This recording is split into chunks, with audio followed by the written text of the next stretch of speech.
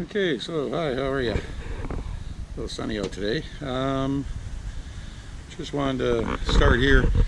Let me sit down here. Okay, so we're going to switch gears a little bit because my revelation I found out the other day when I went to the website, as per my last video, where we found out that the actual license was granted February 11th.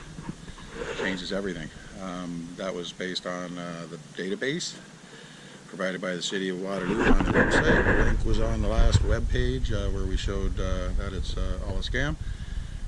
Proof or whatever. Anyway, so we're going to switch gears, and the reason why is because actually in looking it over and in the proper context, I was right. They did not even apply 2011047, which is the residential rental bylaw for the City of Waterloo. Not even to the point where they're making mention of the licenses being hung. Because again, if they got the license in February 11th, 2019, which was only a few days after he filed his fraudulent applications on January 31st, and I forget what the second date was on the other ones for B, but anyway, regardless, they were definitely fraudulently and misrepresented and misinformation and whatever, proven by the fact that there's an order outstanding. So anyway, we decided to switch tacks because, again, we're just looking at the bylaw that they did apply, which is 2011122 Property Standards Bylaw was applied. We're going to see what steps up and what kind of job they did. Okay, so anyway, this is a lot more telling. Again, our position is that they made a deal with this landlord they knew since February 11th, which raises questions because why wouldn't they have just admitted that there was a license here? I think it's because, again, they got caught. They do not do fire inspections. They do not do what has been revealed here, which is it's all looking good on paper. Matter of fact, they don't do anything to enforce the residential rental bylaw, and as Mitch Brown stated, he's not allowed to comment on it. They consider it a zoning and property standards bylaw issue. So yeah, let's put it into that context, shall we? Starting with the outstanding order is supposed to be upheld by the municipal people, municipal government, which is Karen Redmond. Matter of fact, it says if you have a problem with an order, you're supposed to call a number at the region of Waterloo for enforcement. And we've been trying to get them to enforce, and they're just refusing to. Anyway, so what do you do here? I just wanted to point out something. We're going to start in the backyard again. This is very important. Here we have, again, the neighbor's porch with black mold all the way through it, and the black mold actually spread over to our furniture. Denise, I'm going to post another video which shows the black mold on the furniture. Again, it's also showing here.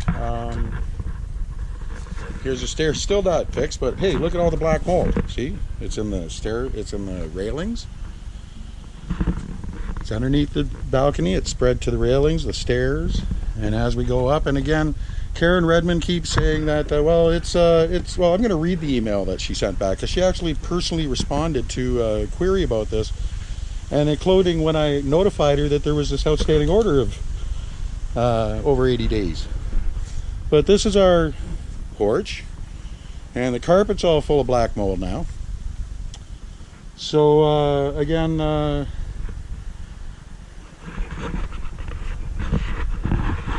as I said, what it appears to be here is that I got to go up, down, and up again.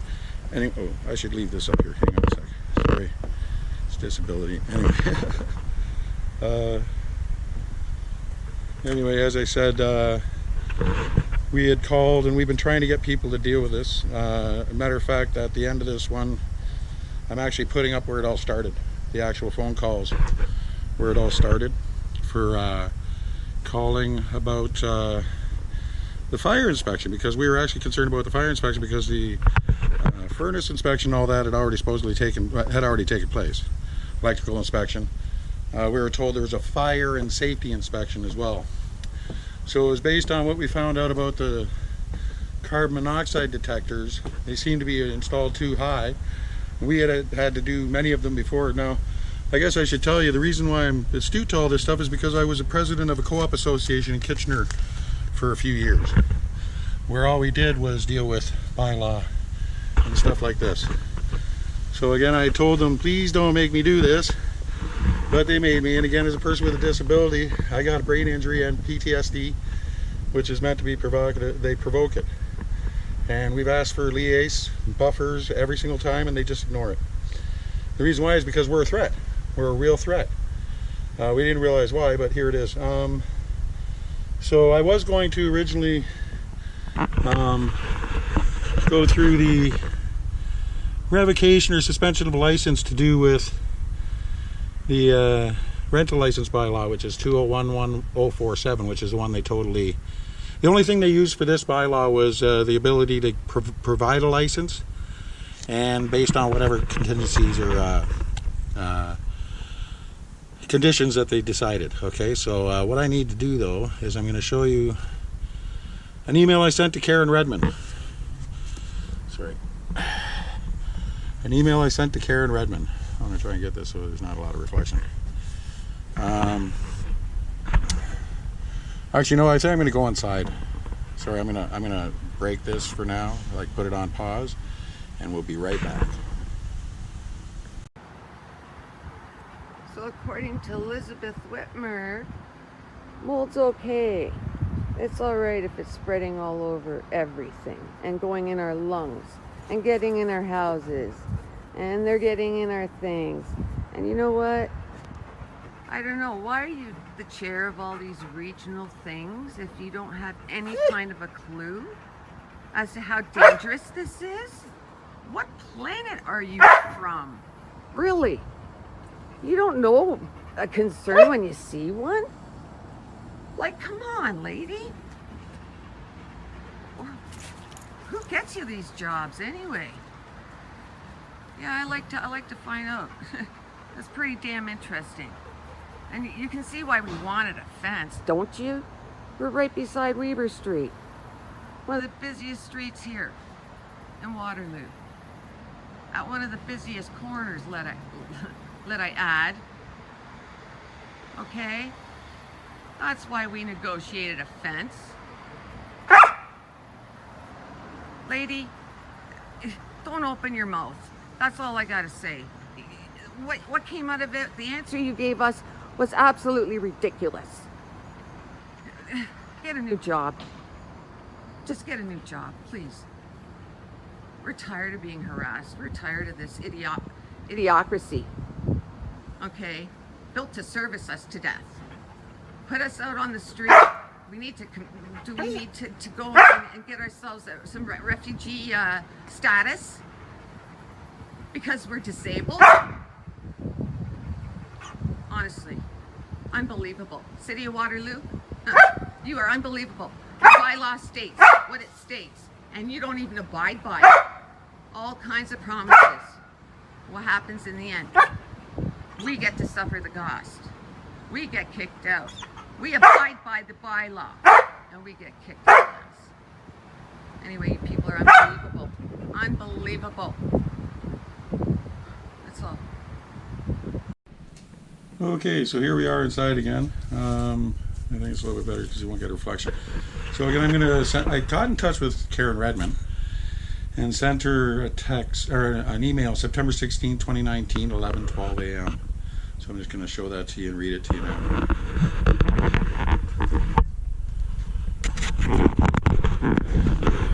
Okay. So it says, on behalf of Chris Bacon, sent September 16, 2019, 11:12 a.m. to Karen Redmond, kredmond@regionwaterloo.ca. Subject, disability and human rights abuse as government policy, ?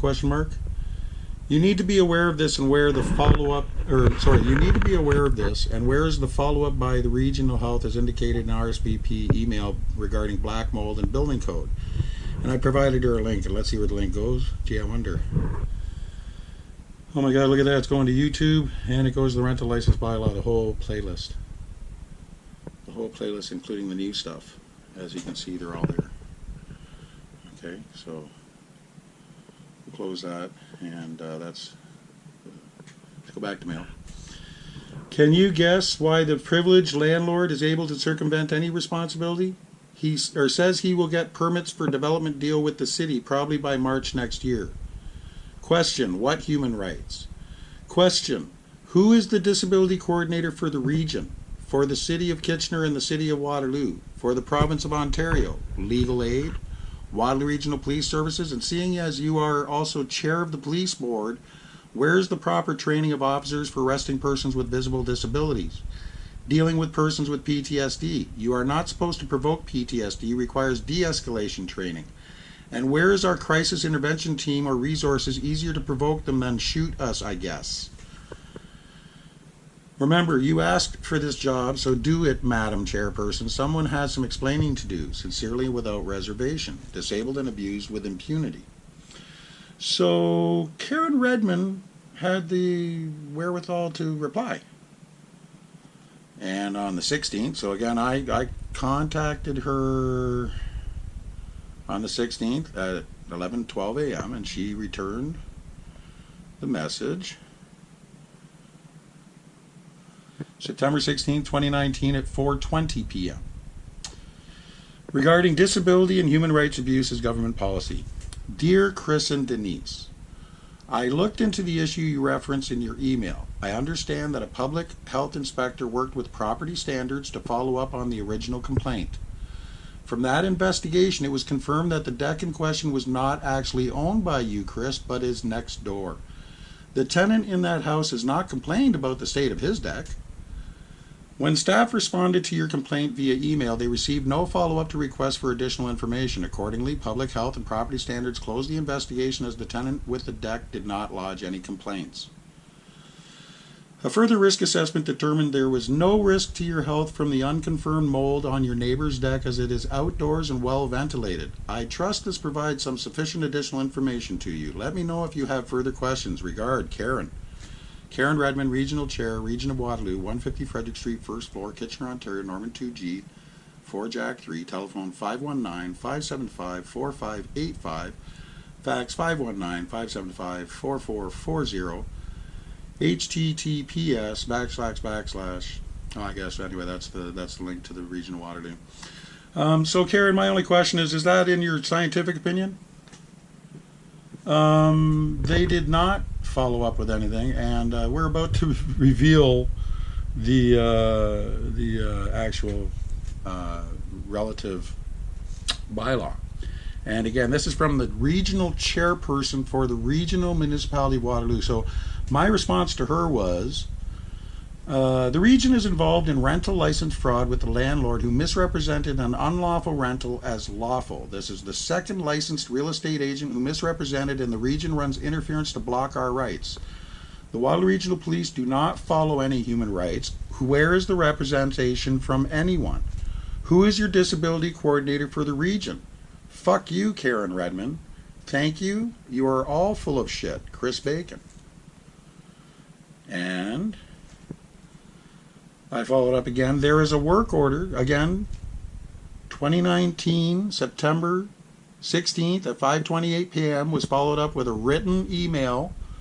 There is a work order that the city, region, province, and landlord are in violation of for over 60 plus days. Case closed. That is the only fact that is relevant. Chris Bacon. So she was notified again that there is a problem with licensing. Then again, 98B was granted a license with no fire inspection and a falsified floor plan. Good work. Investigate it. You should be afraid because the truth is you are all corrupt. Do not give a damn about the disabled and use police punitively against people who tell the truth and can prove it. The region of Waterloo is exploiting the disadvantage for profit. We believe you. Where is the liaise for Waterloo Regional Police? Blocked from any and all human rights complaints. Deliberately kept in a state of hypervigilance to antagonize and provoke my PTSD. Using our disability against us is what you do. Then psychological warfare. I have been served the Waterloo Region just us at your regional courthouse. You act like you don't know it, but you are full of shit, and this is the second time the City of Waterloo has overwritten any and all of our rights and human rights tenant rights using their so-called rental license bylaw. The second time they have protected the unlawfully operating landlord. The truth is right here. Send an inspector to inspect all properties. You are right and have nothing to lose after all. Chicken. The work order and all actions of the authorities is very clear who and what you are protecting. It's a typo. Who and what you are protecting, as much as Mayor Rep on Regional Council Jaworski tries to say it as the preamble stated purpose of the rental bylaw. This proves you are all full of shit. Like we said, fuck you, Karen Redmond, Chris Bacon. And the reason why I say that is because they say, as in the story, that is to protect tenant rights and human rights. I went on to continue to say, and again, this is my PTSD. I was upset, and I didn't remember it all at the same time. But here it is. All properties were granted a rental license without a full inspection, and every application for rental license was granted with a privilege on June 19, 2019, which is why the work order had been ignored, and we will be evicted. Now, at that time, again, I was only going by the fact that I only saw one rental license for this property that was dated June 19th, which they presented at landlord-tenant. Again, let me remind you, the bylaw clearly states that the rental license and a floor plan must be posted in a public place in a common area of the rental unit and cannot be removed. Must be there every year and is is replaced every year March 31st. If it is not there, it is already in violation of the bylaw. And go ahead and look at those inspections, because they inspected this property several times and there was no rental license there, and they didn't even give him a ticket for that, nor for the fact that he had operated without a license for 2 years. So anyway, we will be evicted. All fact, victimized, exploited, criminalized by lies. Fuck you and your queen. Should we tell you who the real terrorists are? Care to ask us our opinion from personal experience? Your government is criminal. So I'm going off at this point. But just waiting for Wadley Regional Police to come finish the job. 2 or 3 to the chest to protect society. Dead man hobbling. Writing is on the wall. I am ready. Are you? Because again, they controlled the narrative. They make it look like I'm the one at fault. And where else am I to go?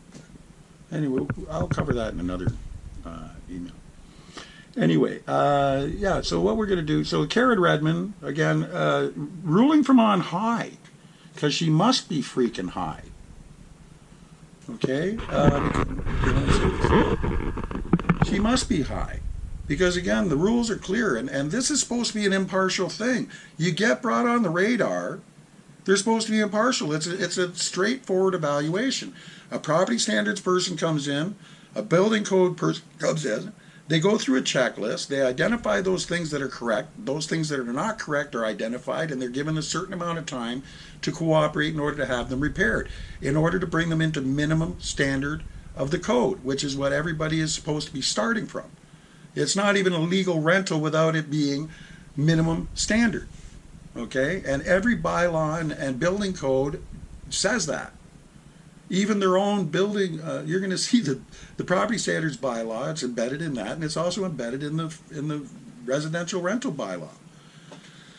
And we're going to show how the connection is. But I mean, these are the people who designed the law, who put it into force, who are using the law against the society. If they feel that it's so bad that they have to try and hide it, then just repeal it. They have other options rather than causing harm and, you know, causing all this confusion in the marketplace. They are responsible for this. The Minister of Housing is responsible to instruct people. They should have a standardized lease. If they have a standardized lease, that's the only lease you're allowed to use. And if you're making any action at landlord-tenant board, it better have that lease. You know, simple things that can be done. But the biggest thing could be that whenever a property like this is brought on the line and people are made aware of it, you bring out your impartial evaluators. You evaluate it impartially against the minimum standard, which is the minimum requirement by law. They identify those parts, like they did here, that are inadequate. They give them time to fix, and if it's not fixed, they have the power to come in here and fix it themselves. So they have no excuse for why this is 86 days overdue. Other than it's their own gross, egregious negligence. And that's what this points out for the whole experience, and especially with the way they're supposedly implementing this law on paper, but not in fact. Even to the point where they're not even allowed to comment on it. Anyway, once those things are identified and fixed, then that means it's at minimum code. It's at minimum state, which now they know that is the standard you must maintain it at. If you do this repeatedly in any of your buildings, because one building, you got it, you know it for every property you own. And if you don't, hire a lawyer or find out, because that's your duty. You know, you can't let them have a free pass You know, when we're using all of our resources just to try and stay alive and have security, there is no security if there's no security of tenancy, and especially when this is the way that it ends. So the bottom line is this. This is egregious negligence and assault on our persons because we asked for them to uphold the law. And now we have been forced into an eviction because our rights have been stifled, our right to due process as well. So let's go back, because I don't want to hold on. You know what the issue is. Let's show the proof now, okay, shall we? So here we are. This is a link directly to the City of Waterloo Property Standards website, and I will post this on the page. So you need to look at the description parts of the page. Now the reason why I did that is because, well, you see, this is, I'm going to put that back for a second because I'm going to show you where it comes to. This is the bylaws and enforcement page at the City of Waterloo, and of course, you know, urgent complaints by phone, learn how to request bylaws, submit a complaint online portal, file a complaint about a variety of bylaw concerns, including snow and ice on sidewalks, graffiti on private property, property standards and lot maintenance issues, and property licensing for, or proper licensing for a rental unit. Bylaw directory, so that's where you get the directory of bylaws, and there's section city administration, building and property standards. So this is their own. Let's see what they have under property standards, shall we? Property standards. Define standards for maintaining and property in the City of Waterloo. Property owners must maintain the property and dwellings in a state of good repair. Includes stair railings, plumbing, electrical, fences, foundation, walls, windows, and roofs. Non-compliance can result in issuing an order, which happened here. If the owner does not comply, we may conduct work to gain compliance at the owner's expense. You can appeal an order of non-compliance within 14 days, and appeals can be submitted for a fee of $170. Okay, now I just want to go down here for a sec, because under residential rental license, you see licensing? We touched that one. And that's where it says, residential rental license regulates the business of low-rise rental housing in the city. Governs the number of bedrooms in a rental property. This is the line that's very important. Guarantees property owners have insurance, functioning HVAC, electrical safety check, fire inspections, and zoning compliance. So it says, guarantees property owners have fire inspections. That is not, we will prove that that is not the fact. And I think we already have by listening to what Shamir Maida says and the way that they granted this license in February, sight unseen, because we did not even have the fire inspection here until May 29th or 30th. There has been no fire inspection at 98B that we know of.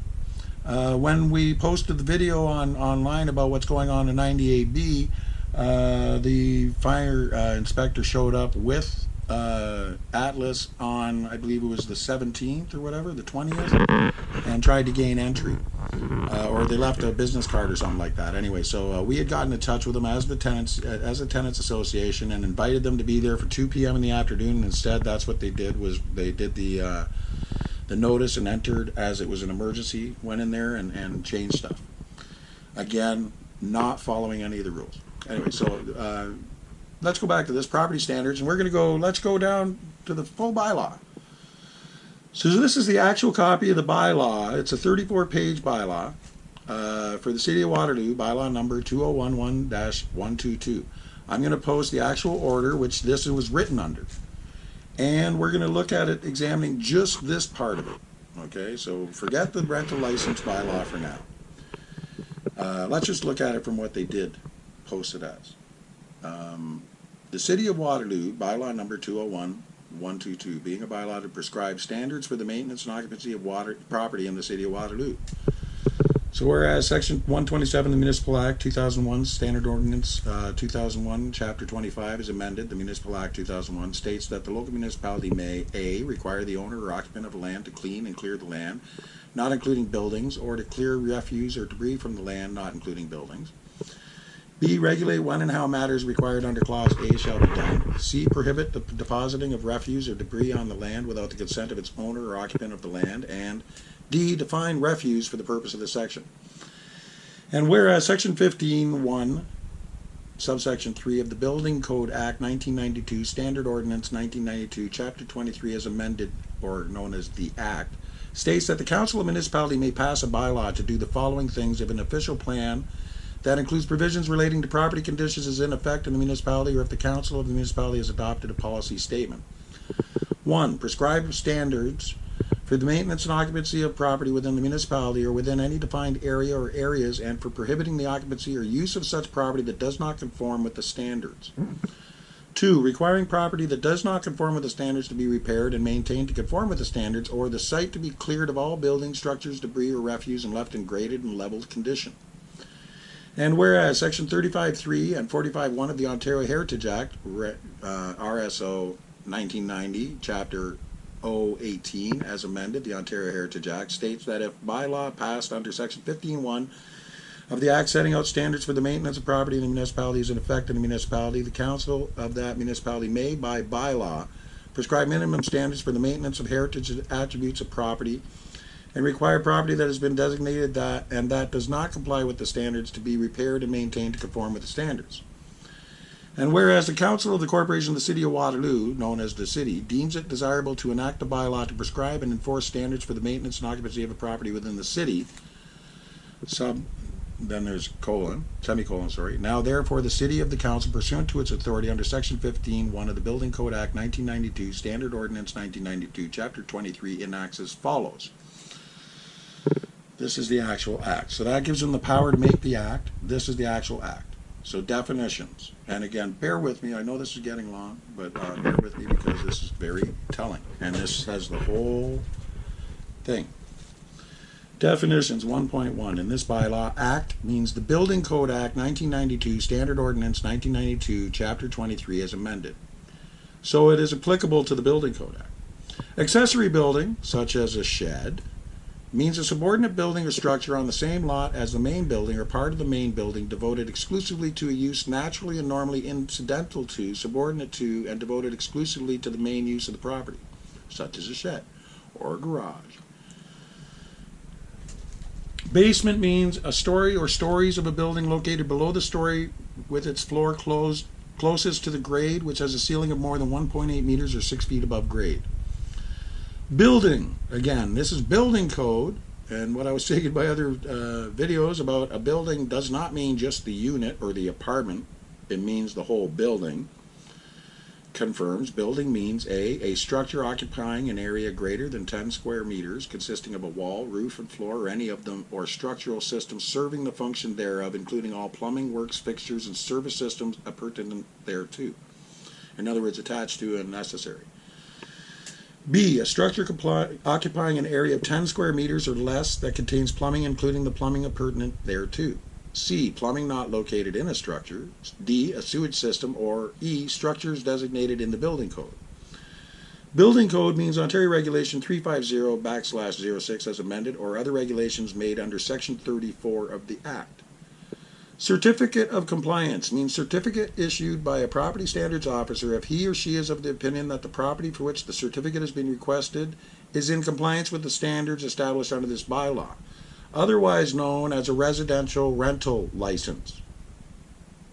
A residential rental license serves the purpose of a certificate of compliance, which means a certificate issued by a property standards officer such as Shane Turner, if he or she is of the opinion that the property for which the certificate has been requested is in compliance with the standards established by this bylaw.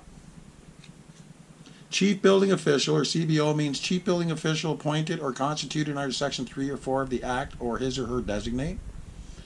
City means the corporation of the City of Waterloo. Council means the council of the city. Demolish means do anything in the removal of a building or any material part thereof, and demolition has a corresponding meaning.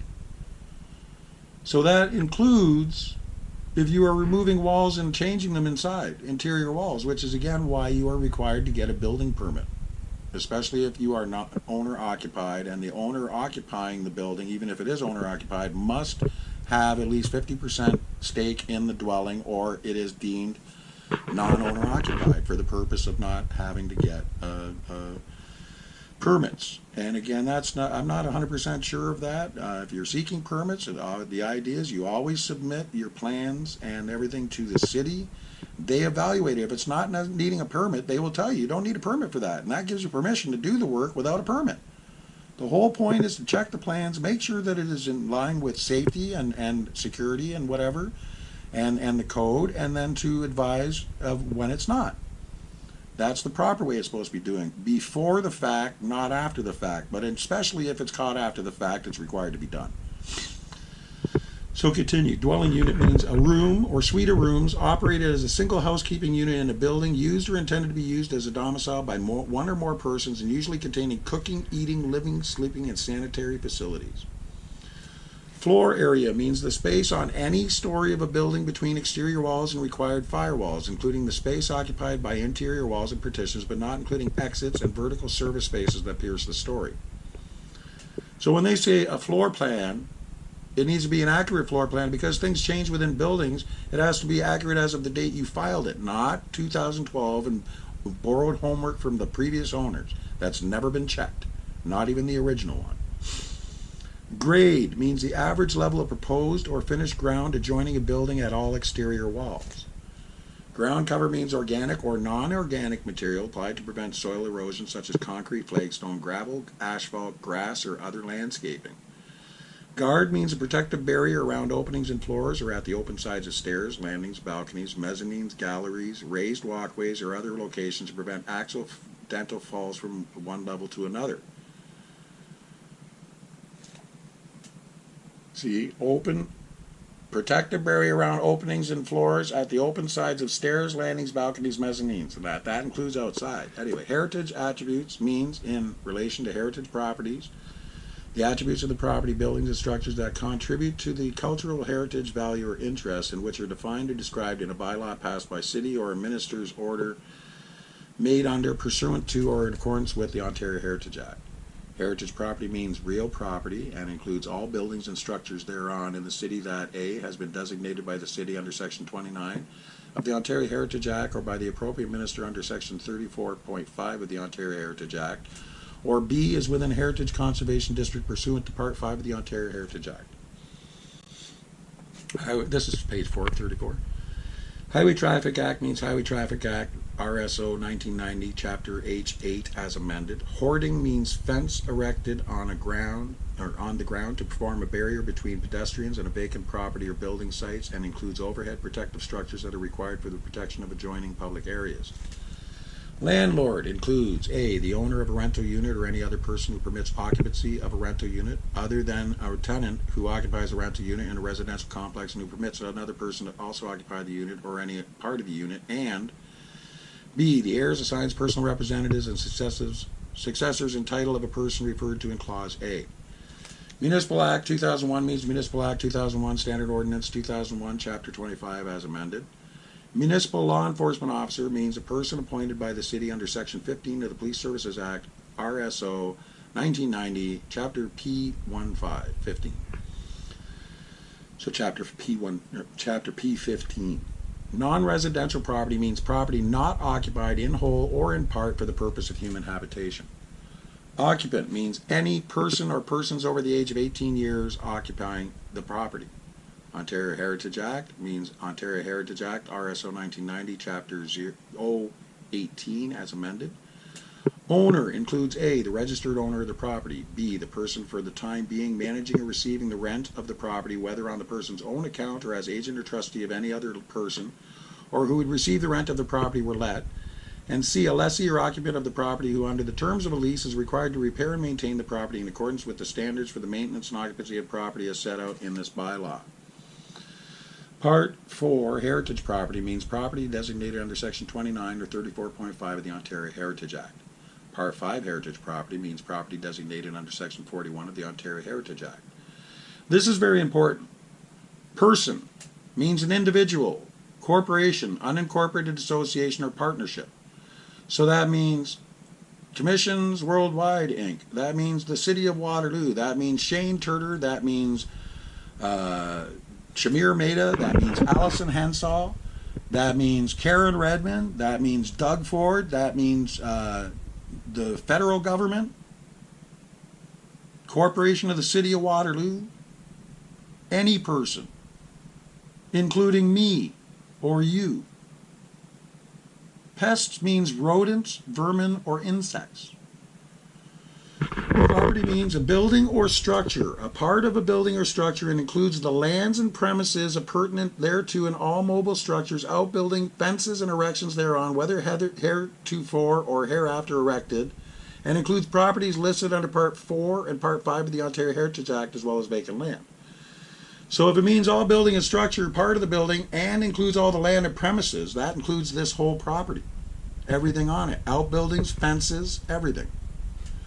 Property standards officer means municipal law enforcement officer. Recyclable material includes, but is not limited to, the following material. A, glass, including bottles and jars, but not broken glass, light bulbs, mirrors, plate glass, or ceramics. B, tin and aluminum cans. C, plastic soft drink bottles. D, newspapers, and E, corrugated cardboard. Refuse means any article or thing that A, has not been cast aside, discarded, or abandoned, whether of any value or not. B, has been used up in whole or in part, whether of any value or not. Or C, has been expended or worn out in whole or in part, whether of any value or not. Region means regional municipality of Waterloo. Rental unit means a dwelling unit used or intended to be used as a residential rental property. Page 6 of 34. Repair includes the provision of facilities, the making of additions or alterations, or the taking of any other action that may be required to ensure that a property conforms with the standards established in this bylaw. Residential rental property includes a rental unit and the yards. So that means the grade of the yard is included.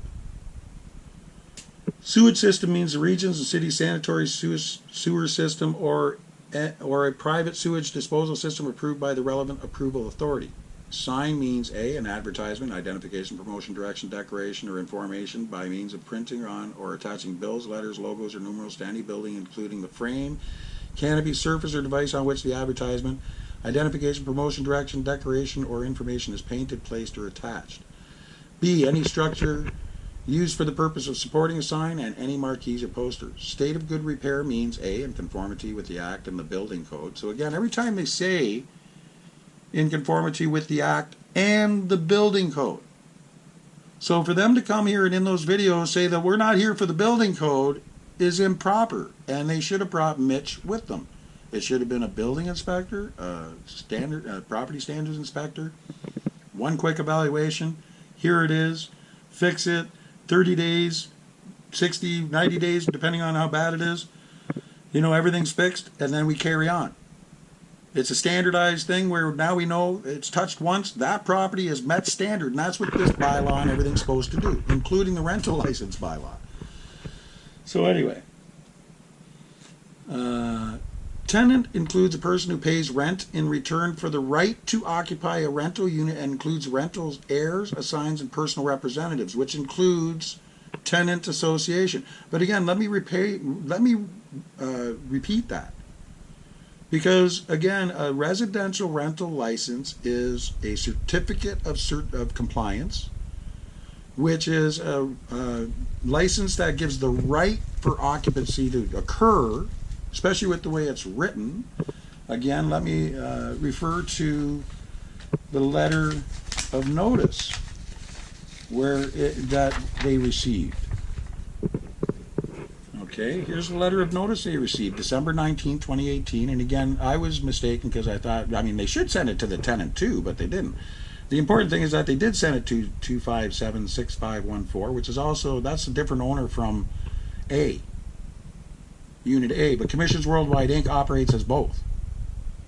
So Commissions Worldwide Inc. was told, dear property owners, no person shall do any of the following except in accordance with a license issued under this bylaw. Carry on a residential rental business. And again, person includes Shane Turner, City of Waterloo, Corporation of Waterloo, Province of Ontario, as defined by the Act, a person.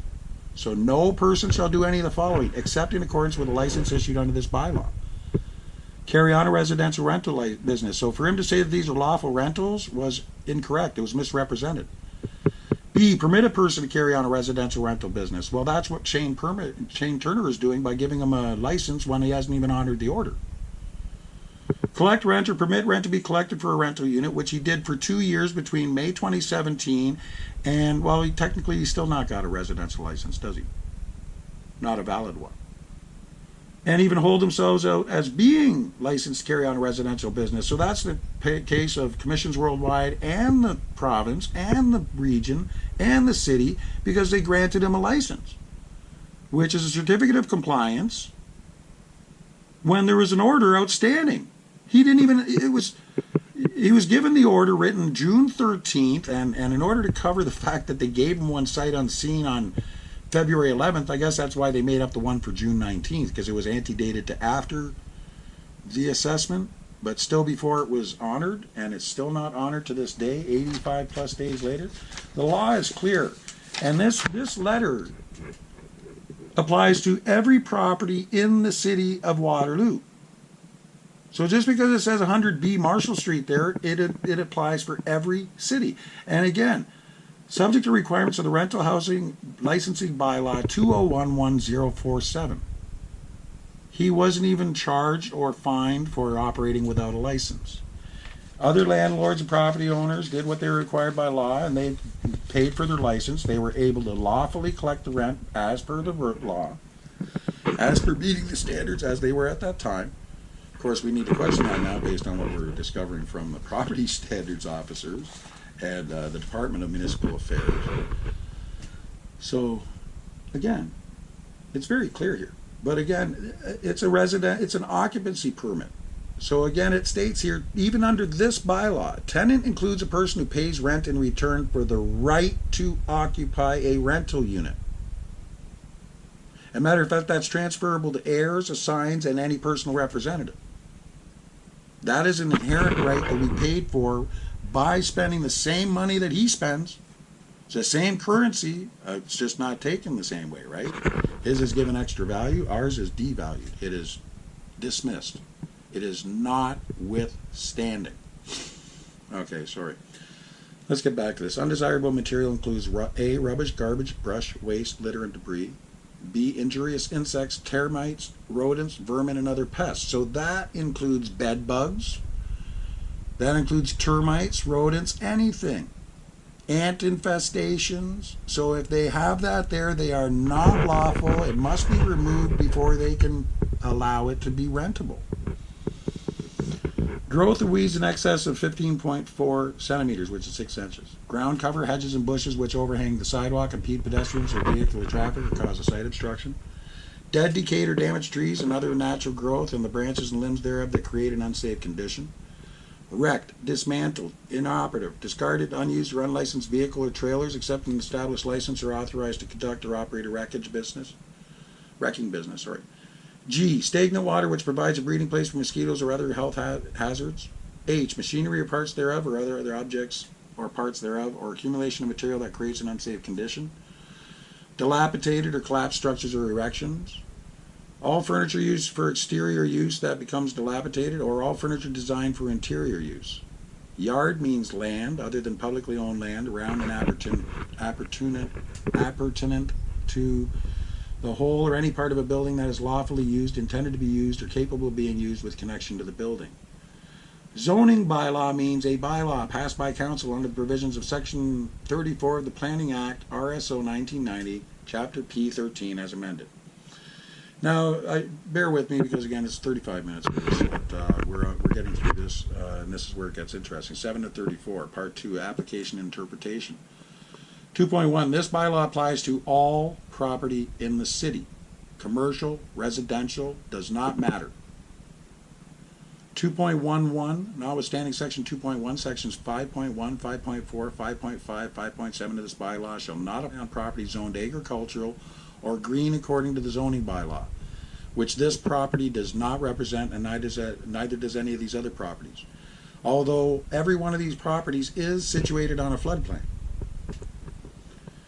2.2, the standards set out in this bylaw, unless otherwise stated, shall be held to the minimum standards for the promotion of public health, safety, comfort, convenience, and general welfare, and not intended to derogate from the standards found in any other applicable municipal bylaws or federal or provincial legislation. So residential rental bylaw does not supersede this one and vice versa. neither of which supersedes the building code, which is why they are all based on the minimum standard, which is a building code. But standards set out in this bylaw, unless otherwise stated, shall be held to the minimum standards for promotion of public health. So tell me something. With all the things outstanding here, with the stairs, is that public health? Does that have to do with safety? Have they taken anything to do with our comfort or convenience or general welfare? In what they used as a provocation and a means to just harm us? Punish us? Like, what's their deal? The owner of a property which, it's 2.3, the owner of a property which does not conform to the standards prescribed in this bylaw shall repair and maintain the property conform to the standards of this bylaw, or the property may be cleared of all buildings, structures, debris, or refuse and left in graded and level condition. Well, maybe that's the reason why they're doing it. Maybe they're letting it go because in that way he will get it leveled in order to have his development deal with that he's working out with the region and the city. 2.31, notwithstanding section 2.3 above, in the case of Part 4 heritage properties and Part 5 heritage properties, those properties shall not be cleared of all buildings and structures that do not conform to the standards. Now this is the best part, because Part 3 prohibition is 3 parts. Very simple, very straightforward. 3.1, no person, and again, this is Christians Worldwide, Theo Papadopoulos, Shane Turner, the Corporation of the City of Waterloo, the region, the province, the country, the Queen. No person shall use or occupy or permit the use or occupancy of any property that does not conform to the standards prescribed in this bylaw. 3.2, no owner shall fail to maintain their property in conformity with the standards prescribed in this bylaw. 3.3, no owner shall fail to comply with an order issued under this bylaw. You be the judge. Part 4, air quality. All buildings or portions thereof shall be kept free from accumulations of airborne contaminants that may pose a health concern to any person. 4.12, no person shall occupy or permit the occupancy of a building or portion thereof where a high concentration of airborne contaminants exist, which may pose a health concern to any person who occupies a building or portion thereof. 4.13, notwithstanding any other section of this bylaw, section 4.11 and 4.12 shall not apply if, in the opinion of a property standards officer, the presence of airborne contaminants is minor in nature and relates to general maintenance and or lifestyle. Here we are again, mold. So Karen Redmond, pay attention to this, will you? 4.2, because this is part of the Municipal Act as well, which you're required to maintain, because it is municipal enforcement, which is regional municipality of Waterloo enforcement through a sharing agreement with the province and the city. And this is amalgamation of services and the result of that amalgamation of services. So we just heard from Karen Redmond what her scientific and professional opinion is about the mold. Let's see what the law says. And let's see if it's based on anything that they said. 4.2, mold. 4.21, any extensive accumulation of mold shall be immediately cleaned and removed by the owner of a building. So is that porch next door that I just showed you deemed extensive accumulation? 4.22, no person shall occupy or permit the occupancy of a building or portion thereof where an extensive accumulation of mold exists which could expose health concern to any person who occupies the building or portion thereof. 4.23, any condition in the building, including but not limited to water penetration, humidity, or inadequate ventilation, which may relate to the creation and growth of mold, shall be repaired or removed by the owner of the building. 4.2.3.1, notwithstanding any of the provision of this bylaw, section 4.21 and 4.22 shall not apply if, in the opinion of property standards officer, the presence of mold is minor in nature, relates to general maintenance and or lifestyle. That mold is not minor by nature. And the other thing too is that they would have to do scientific testing to be able to know that. They cannot sit there and just go, oh well, that's fine. But you know, that's okay, because that's my opinion. But let's see what else is in here. Part 5, environment. 5.1, driveways, ramps, etc. And again, the driveway is broken, uneven. Their grade is improper, and a bunch of other stuff. So driveways, ramps, etc. 5.11, driveways, ramps, parking areas, paths, outside stairs, and landings shall and landings shall provide a uniform surface for pedestrian or vehicle use, which it does not. Be made of non-organic ground cover, which it is. Provide markings or islands to indicate parking spaces, ingress and egress routes, and snow piling areas. Well, that's not necessary for this size of a building. Lighting, 5.2. 5.21, lighting fixtures, lamps, and their supports and connections shall be maintained in safe and complete condition without visible deterioration in working order. 5.22, all exterior lights shall not cause light to trespass onto adjacent properties that would likely disturb the inhabitants or shine directly into a dwelling unit. 5.23, sensor activated lighting shall not be triggered by activity off the property.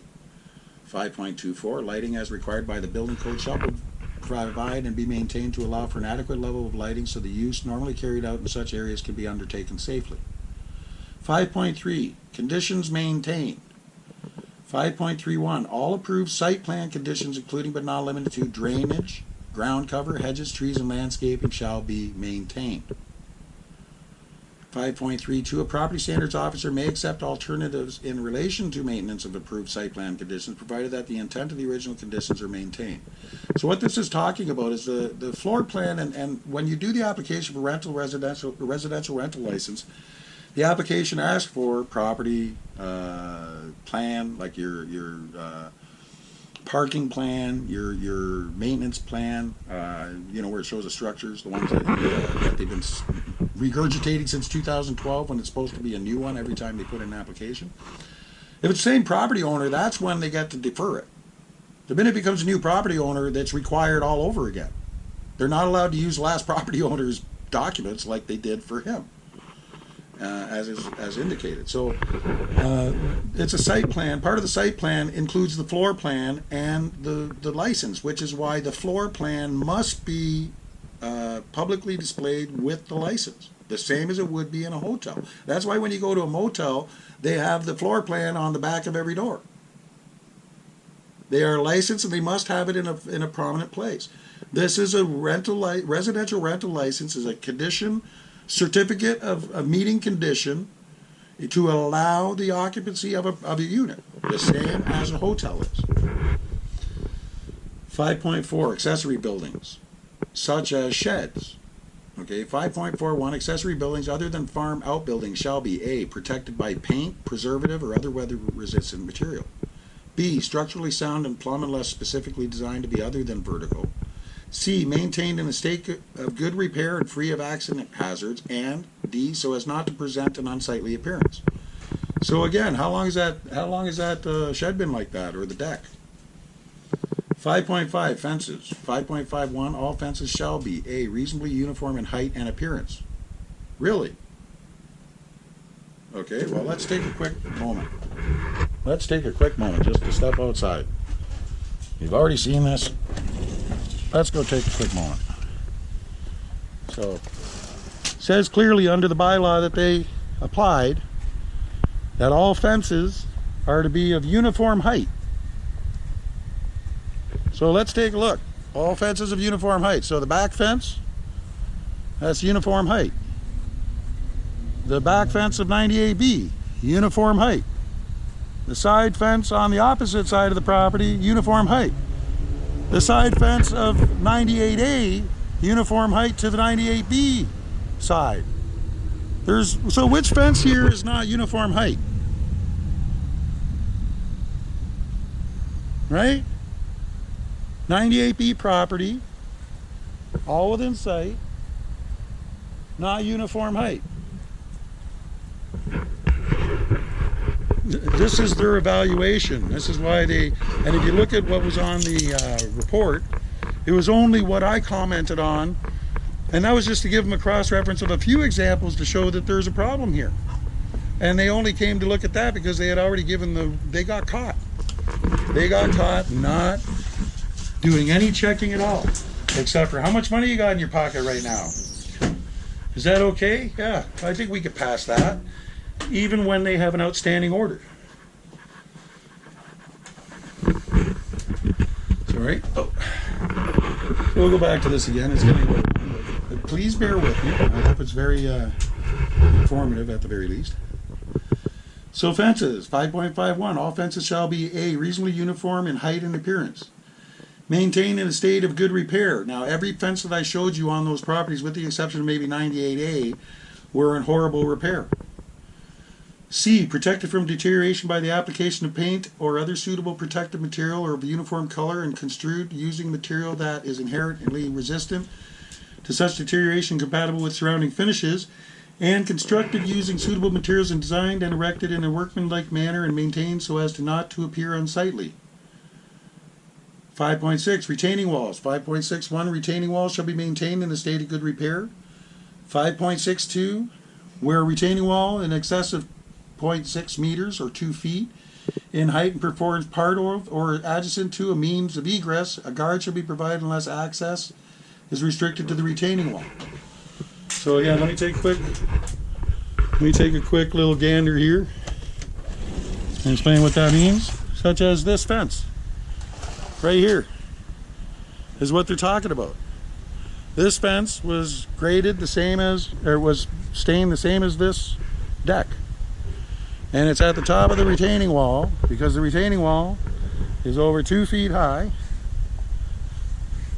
And that's the barrier that they're talking about. And again, that uniform height is 6 feet. The only fence that is not 6 feet is that fence right there. And there's that beautiful shed that has been maintained properly too, right? Anyway, 47 minutes. We're getting to the good part, guys. Just please bear with me. You're going to see when we get to the punitive stage. That's when it becomes really interesting about exactly what's going on here and why Dave Jaworski and Karen Redmond and Doug Ford and Minister Housing and all that has some explaining to do. A lot of explaining to do. That's what we're saying. Hey, you got to come out and tell us what's going on here because something's not right. Anyway, especially when it comes to human rights. Okay, so, haven't you heard human rights is closed in Ontario? Douglas Ford got rid of it. Why have human rights when all you're doing is peddling bullshit anyway? And everything's supposed to start with human rights. Landlord-tenant supposed to start with human rights. Anyway. 5.7, outside storage or refuse of recyclable material. 5.71, where refuse or recyclable material is stored for disposal outside of the enclosed walls of a building. The refuse or recyclable material shall, except for the single and semi-detached residential buildings, be blocked from view if it is stored less than 60 meters, 196 feet from public highway, street, walkway, park, or residential property, so as not to be visible from such locations or as required under approved site plan. 5.72, in addition to the conditions outlined in section 5.71, the storage of refuse or recyclable material by any owner shall be blocked from view, and after said visual blockage shall A. Extend from the grade to a height of 0.3 meters or 1 feet above the height of the storage containers. B. Consist of continuous opaque visual barrier, and C. Be maintained in a clean, sanitary, and odor control condition. Sign installation and maintenance standards. 5.8. 5.81. A sign shall be A. Maintained in a state of good repair and without any visible deterioration, and B. Installed and maintained in a reasonably vertical plane unless otherwise approved by the city. 5.82, any unused, not cared for, or discarded sign shall be removed from the property or shall be stored within a building. Swimming pools. 5.9. 5.91, all swimming pools, wading pools, ponds, and any appurtenances thereto, including fences and gates, shall be maintained in a state of good repair. Section 5.9.2, Section 5.9.1 does not apply to stormwater management ponds. 5.10, this is section page 12. So we're getting to the point. 5.10 is hoarding. 5.10.1, all hoarding used on property shall be maintained in a state of good repair, neatly painted or otherwise treated and kept free from posters, signs, notices, advertising material, words, pictures, drawings, or other defacements, and be constructed in a sturdy manner in accordance with all requirements of the Ontario Ministry of Labour. Miscellaneous. 5.11. 5.11.1 stormwater runoff shall be drained from grounds of a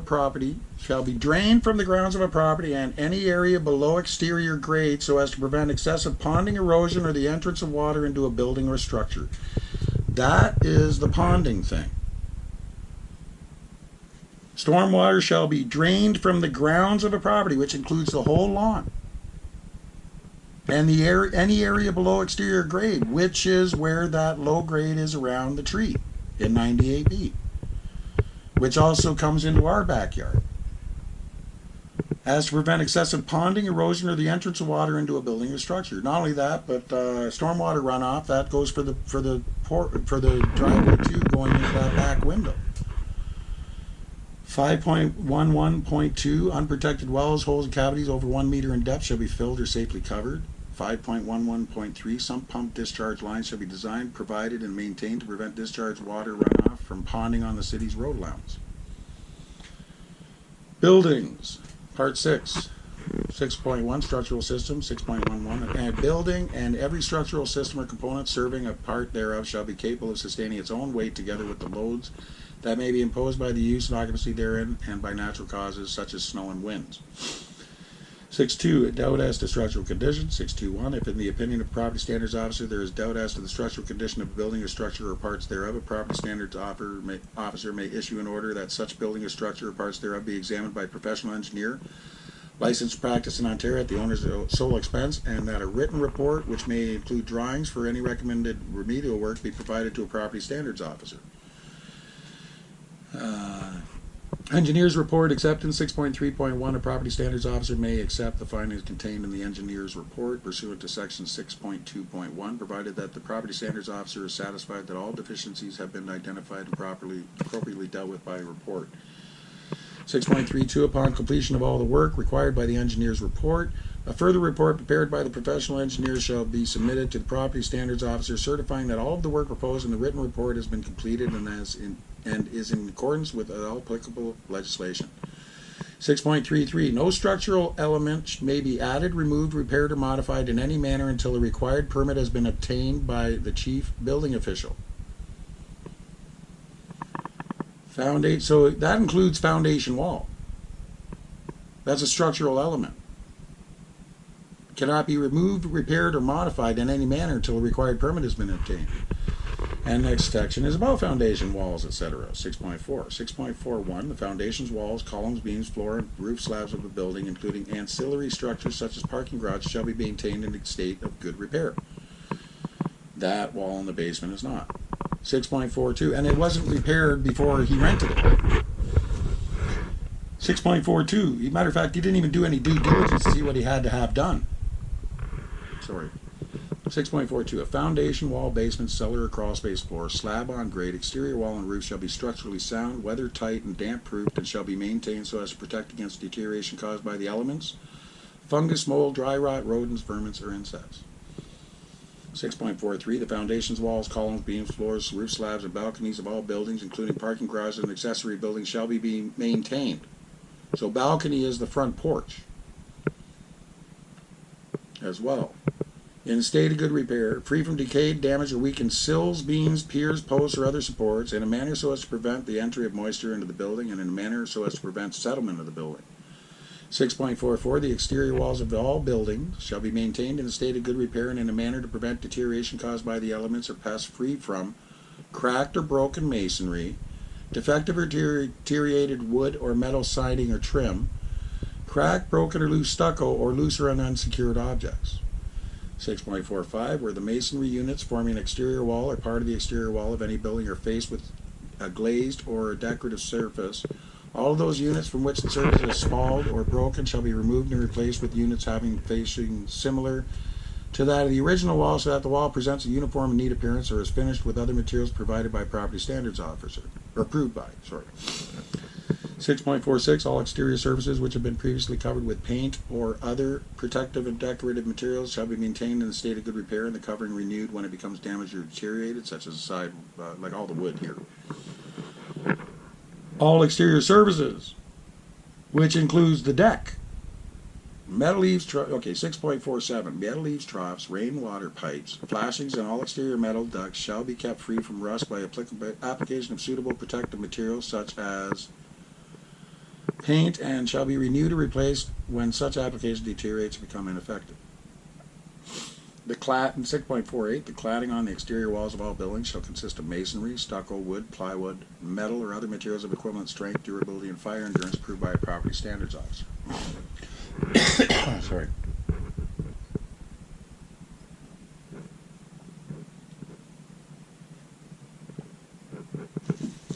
Sorry. 6.49, balconies, porches, canopies, marquees, awnings, screens, grills, stairways, fire escapes, pipes, ducts, air conditioners, and all other similar equipment, attachments, extensions, and their supporting members shall be. So this includes a porch outside, the stairway for the deck, etc. A, shall be maintained in a state of good repair. B, free from refuse, undesirable material, and recyclable material. C, properly and safely anchored, such as the stairs are not anchored at all. D, protected against deterioration and decay, such as having a stain on it, not allowing mold, which is why it's required in the building code states that it must have a protective coating on it. Well, take a look at those porches and tell me how long they've been there. Because the thing is, this deck was not here in 2012 when they did the floor plan. So 2012 was only 7 years ago. And this deck has been here for less than 7 years, and look at it already. So you tell me if it's ever been properly evaluated. 6.410, exterior doors, windows, skylights, basement hatchways, including storm and screen doors and storm windows, shall be maintained in a state of good repair and weather tight, such as the windows. 6.411, an owner shall repair or replace defective, damage, or missing hardware or locking devices on a building, such as on the shed. 6.412, openings in exterior walls other than doors and windows shall be effectively protected by suitable materials to prevent entry of rodents, vermin, and insects unless it can be shown to the satisfactory of property standards officer that the implementation of this section would adversely affect the normal operations of non-residential property. 6.4.13, dilapidated, collapsed, or unfinished structures and all accumulations of refuse, undesirable material, recyclable material, wood, or other objects on the property that create an unsafe or unsightly condition shall be removed by an owner. Air conditioners, water-cooled equipment, air conditioner, 6.51, air conditioners shall be equipped with adequate devices for prevention of condensation drained on to entrance areas, walkways, or sidewalks or pathways, 6.52, cooling water from water-cooled equipment shall be discharged directly to a proper drainage system which complies with all applicable governmental regulations. Roof structures. 6.61, all roofs, including but not limited to chimneys, stacks, masts, lightning arresters of antenna shall be maintained in a state of good repair. 6.62, no roof drainage shall be discharged on an entranceway, walkway, or stair, or discharged directly onto a neighbor's property or onto any road allowance or in such a manner that will penetrate or damage a building or structure. 6.7, stairs, handrails, and guards. 6.71, all stairs, porches, decks, landings, treaders, risers, or other similar structures shall have guards or handrails, which shall be maintained in a state of good repair and shall be capable of supporting all loads to which they might reasonably be subjected. So let me say again, all stairs, porches, decks, landings, treads, risers, or other similar structures shall have guards or handrails, which shall be maintained in a state of good repair and shall be capable of supporting loads. 6.72, all guards and handrails shall be installed and maintained in accordance with the building code so as to afford reasonable protection against accident or injury to any person or in or on her property. So again, this goes back to the walk the block update. They put handrails on the stairs going up, but they're supposed to have a railing going across the front of those porches too. The unit right across the street from us is supposed to have railings all the way around that porch except for where you step up and step down. This is where, again, they're not even with relation to this property, is not maintaining standardized enforcement. 6.8, floors. 6.81, floors and floor coverings in all buildings shall be maintained in a state of good repair and free from all warped or decayed boards, large cracks, depressions, protrusions, deterioration, or other defects. 6.82, wall, floor, ceiling, and roof construction, fire protective enclosures, sprinkler systems, and other means of fire protection shall be maintained in such a manner so as to afford the fire protective properties required by all relevant government regulations. 6.83, the floors of the rooms in which plumbing fixtures are installed should be maintained reasonably impervious to water in such a condition as to permit easy cleaning. 6.9, heating, ventilation, and mechanical. 6.91, heating equipment, vent pipes, exhaust hoods, chimneys, smokestacks, flues, ducts, and other similar equipment shall be constructed, installed, maintained in a state of good repair and shall comply with all applicable government regulations. 6.92, where a heating system, heating equipment, or any auxiliary heating unit burns solid or liquid fuel, a receptacle for such fuel shall be provided and maintained in a state of good repair and in locations so as to be free from fire or accidental hazards. 6.93, all piping for gas or oil, fuel, and all electrical connections to a heating system shall be installed and maintained in a state of good repair in accordance with the requirements of all applicable government regulations. 6.94, fuel burning heating equipment shall be effectively connected to a chimney or flue which leads to the exterior of the building in which the equipment is installed and shall be furnished with an adequate supply of air to ensure proper combustion of the fuel. 6.95, every chimney, smoke pipe, flue, and gas vent in use or available for use in the building shall be A, installed and maintained so as to prevent the escape of smoke or gases into the building. B, clear of obstructions. C, free from open joists, free from broken and loose masonry, maintained in a state of good repair and plumb. 6.96, a prefabricated chimney or flue shall be of a type suitable for the appliance for which it is being used and should be kept in a good state of repair, properly secured and free from fire, health, and accident hazards. 6.97, mechanical ventilating equipment and the supports for such equipment shall be maintained in a state of good repair and a safe mechanical condition. 6.10, sewage discharge. 6.10.1, sewage shall be discharged into a sewage system. 6.11, parking garages. 6.11.1, parking garages shall be maintained so as to prevent the accumulation of toxic fumes or the escape of toxic fumes into a building containing dwelling units. Now, part 7, that's supplementary standards for vacant property. We're just going to skip over that because this isn't vacant. Supplementary standards for non-residential properties. Part 8, we'll skip over that too because this is not about non-residential. So that's commercial buildings is what they're talking about. Now, part 9, supplementary standards for residential rental properties. This is applicable, and that's on page 20 of 34. And again, the link to this document will be in the notes section. So 9.1 general. 9.11, the following additional standards that shall apply to any residential rental property. A, subject to the tenant's responsibility for ordinary cleanliness of the residential rental property, the landlord shall provide such facilities and take such action to ensure that the residential rental property is 1, safe. So are those stairs safe? Is any of this stuff safe for us? Having all this anxiety and removal of our private enjoyment, is that safe for us? Provoking my PTSD, is that safe for anybody? 2, clean. 3, in a state of good repair, and 4, fit for habitation, because it's not. It's getting to the point where it's not. B, the landlord shall maintain in a state of good repair and in a clean, safe condition any facility supplied by the landlord in all common areas intended for the use of the tenants. So the facilities are, again, it's, the backyard, that's a facility, right? 9.12, all repairs and maintenance property required by the standards prescribed in this part shall be carried out in a manner accepted as good craftsmanship in the trade concern and with materials suitable and sufficient for the purpose. 9.13, unless otherwise specified, the landlord and not the tenant shall be responsible for ensuring that all of the provisions of this part are being complied with. See? Unless otherwise specified, the landlord and not the tenant shall be responsible for ensuring that it's safe, in a state of good repair and fit for habitation. We did our part anyway. I mean, look at the place. We actually improved it. That's my tap on the kitchen sink. I did all the railings and everything in the basement for the bathroom. We made whatever adjustments we needed to make this livable. 9.2, lighting and ventilation.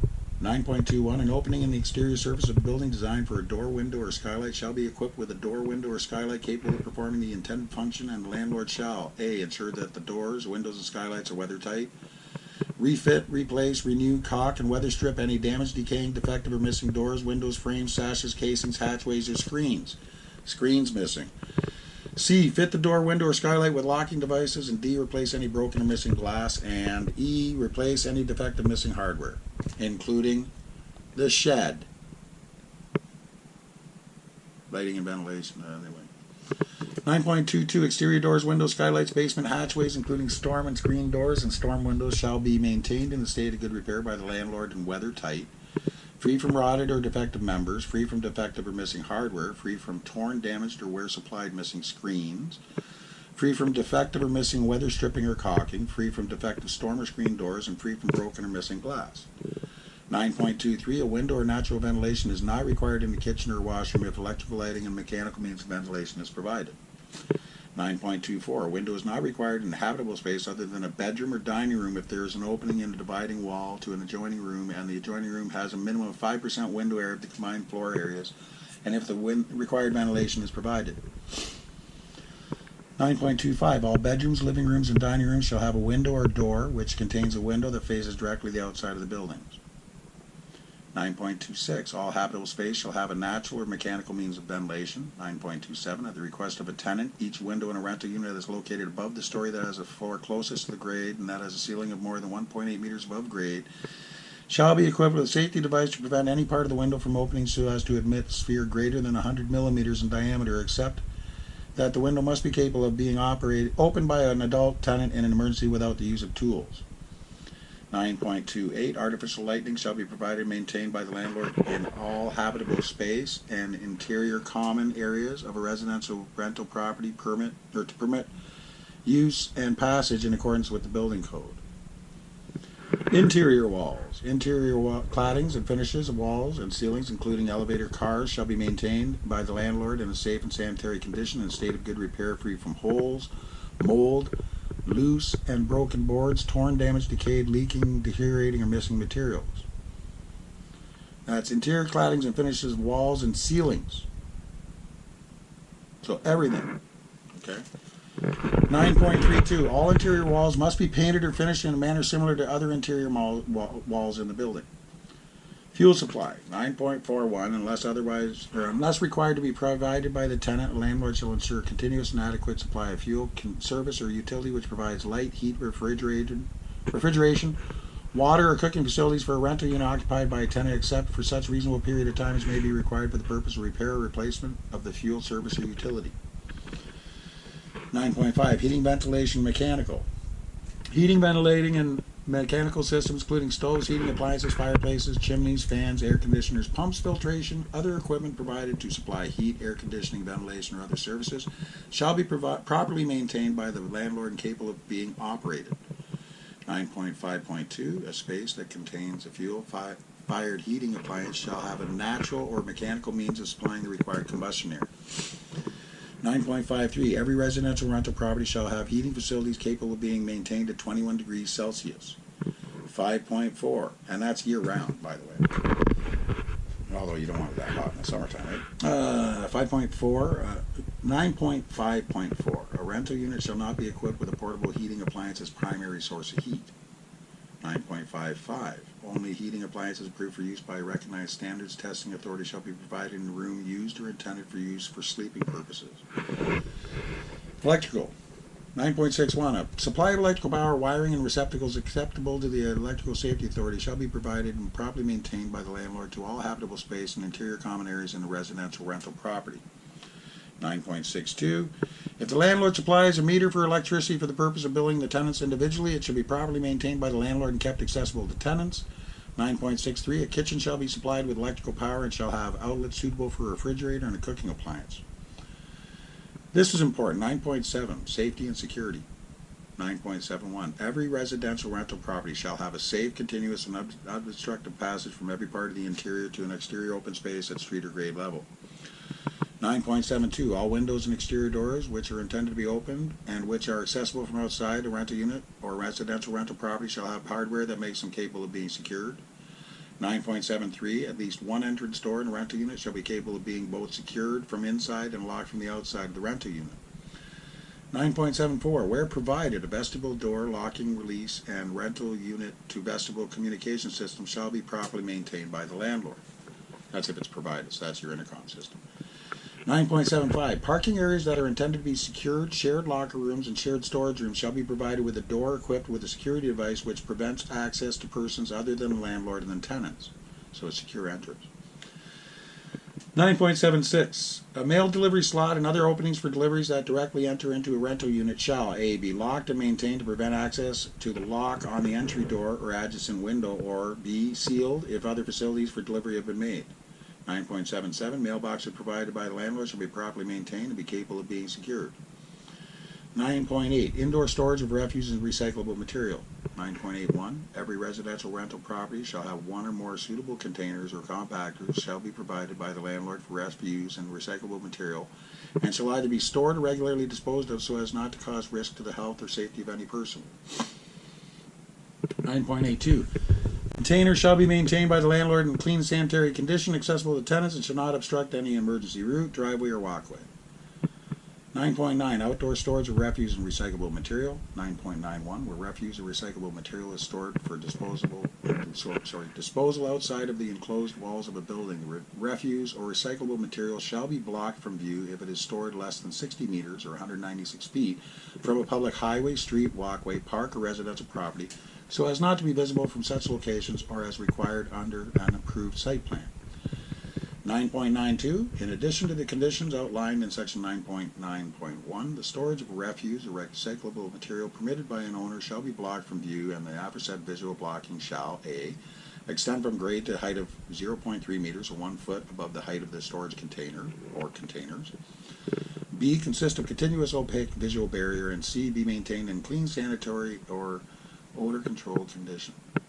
9.10, pest prevention. Very important again. Bed bugs, rodents, cockroaches. Okay, 9.10.1. Every residential property shall be kept free of rodents, vermin, and insects at all times, and methods used for exterminating rodents and insects shall be in accordance with any applicable legislation. 9.10.2. Openings and holes in a building that containing rental units, including chimneys, windows, doors, vents, holes, or pipes, and electrical fixtures, cracks, and floor drains that might permit the entry of rodents, vermin, insects, birds, or other pests, shall be screened or sealed as appropriate. Miscellaneous. 9.11. 9.11.1. Every rental unit shall contain at least the following: a toilet, a kitchen sink, a wash basin, and a bathtub or shower or combination thereof. 9.11.2, a washroom in a rental unit shall be an enclosed space and shall have a water-resistant floor, water-resistant walls, and tub surround and shower. A door which can be secured from the inside and can be opened from the outside in an emergency, and an artificial light fixture which is maintained. 9.11.3, no toilet or urinal should be located in a room used for or intended to be used for sleeping or preparing or consuming or storing food. 9.11.4, hot water shall be provided to a sink, basin, bathtub, and shower by safe equipment operated to provide water at a temperature of not less than 43 degrees Celsius and not more than 49 degrees Celsius. 9.11.5, an adequate and safe supply of potable water shall be provided at all times. That means drinking water. 9.11.6, a residential rental property shall be insulated to minimize heat loss, air infiltration, moisture condensation on the interior surfaces of the walls, ceiling, and floor. 9.11.7, pipe, plumbing, and drainage systems and appurtenances in a residential rental property shall be maintained free from leaks, defects, and obstruction, and adequately protected from freezing.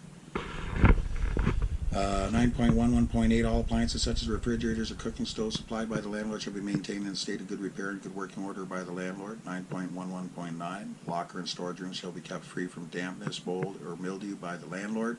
9.11.10, elevators intended for use by the tenant shall be properly maintained by the landlord in accordance with the regulations under Technical Standards and Safety Act 2000, Standard Ordinance 2000, Chapter 16 as amended, and kept in operation except for such reasonable time as may be required to repair or replace them.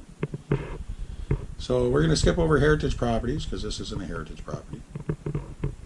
And I'm going to take a break in a moment. Okay, so demolition, damage by fire, storm, or other causes, enforcement. So we'll stop there. We'll start back at powers of entry. So take a break. So yeah, sorry about that. We're going to take a little bit of a break. I'm going to have to change and recharge the battery. I don't know how much time we're on here so far, but sorry about the time. Bear with me. The enforcement part is coming up. We're on page 29 of 34, so there's only 5 pages left to go. Wish I had more battery time, but anyway, I'm going to come back and we're going to take up there. So then I'm going to show you the letter that started it all. We're going to post up the actual originating phone call that started it all, and then the infamous fire inspection, May 29th, probably the first physical fire inspection that was ever carried out here. Definitely no physical inspection carried out in 98B of relevance anyway. So we'll be back. Thanks. And I'm talking a little faster. But thank you for your patience, and please pay attention because this is for public safety and awareness. Thank you.